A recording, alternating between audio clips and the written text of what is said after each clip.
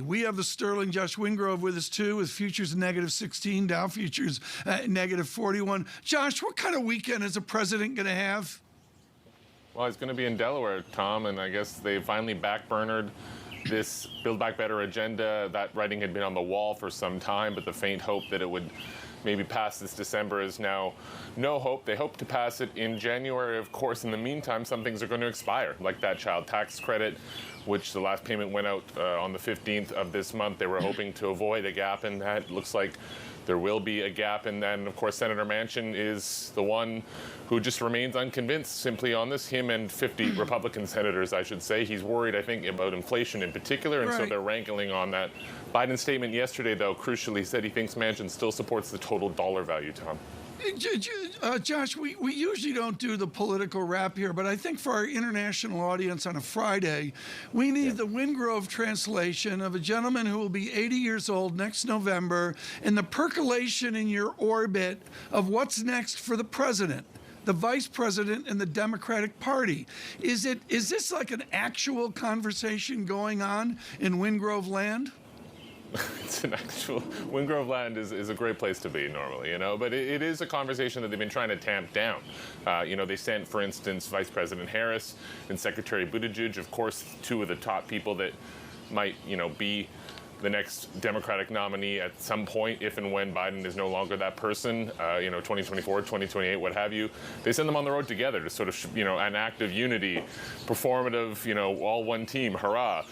They're trying to really minimize the talk of it. Joe Biden is saying that he's running again, but of course right now the problem is a lot of these White House staffers, the Democrats, right? They wanted to come here to do stuff. They all grew up, watching too much Aaron Sorkin in some cases, and so they're here, and their window is maybe closing. Right now, if you're outside the U.S., Democrats are widely thought that they're on the brink of losing the House. They might not, but that's the betting case. And so their window to do stuff, given the partisan division in Washington, is sort of now or never. And that's why they're really almost begging Joe Manchin to just let them know what, if anything, they can get through in this bill. Okay, now, one reason why I like Wingrove land is because it's real speak. What does now mean, since we're not going to get anything passed before the year end? How realistic is it that we're going to get anything in the next few months after that? I mean, few months, there's a lot of outcomes in few months. I think early January, probably unlikely. Again, it's not clear to me how much Joe Manchin is actually watching the inflation data, or is it just the political blowback to the inflation data? In other words, if the price of gas starts to fall, does Joe Manchin, warm up a little bit to this? Who knows? We're going to see. But right now, the big question is where they claw it back to satisfy him. And of course, the parliamentarian is doing some of that work also. We had news yesterday that some of the immigration provisions they wanted to cram into this thing are not going to be make the cut. They're sort of out of the rules. And so this is going to get whittled down. I think, immediate January is certainly not all that likely to me, but who knows? I've been wrong before. We'll see. But I think more, it'll be more likely towards the sort of, later month, February, March. But then we just simply don't know. It really is up to Joe Manchin. I mean, we've said that 1,000 times, but that's really the case. It's just the math here, and it's the same thing on things like voting rights. They need 60 votes, or they need to change the filibuster. They just really don't have the votes for that.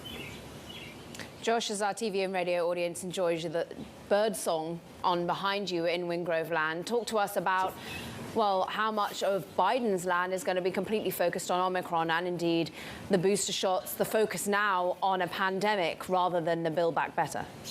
Yeah, it really feels like, March 2020 all over again in some ways. The pace of cases that we've seen these last 2 days. The political reaction here is interesting. Well, we've seen other countries under pressure to do something, to lock down, to, respond.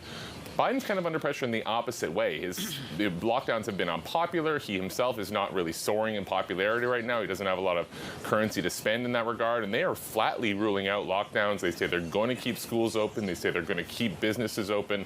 And they're betting everything essentially on vaccines, in particular booster shots, the uptake for which have been kind of middling here in the U.S. And of course, there's still a lot of unvaccinated people in the U.S. And so there's a lot of kindling, unfortunately, on this fire, and everyone is sort of bracing for this to be a pretty bad winter here, in particular in colder states where folks are more likely to be indoors. It's going to be a political problem for Biden, but not necessarily just because the cases are bad, but because the stuff he might need to do to stop it or to slow it or to put a cap on that curve is really politically unpopular, and Republicans would pounce on it. So that it is, we're in for, let me say this, every health expert we're talking to is warning that we are in for a grim coming weeks and months, and Biden warned yesterday that it'll be worse for the unvaccinated, of course. In the meantime, Josh, just real quick here, there's a sense from John Farrow of Capri that the year was over as of Wednesday and that nothing particularly noteworthy will happen over the next few weeks. It seems like Build Back Better not going to get passed. However,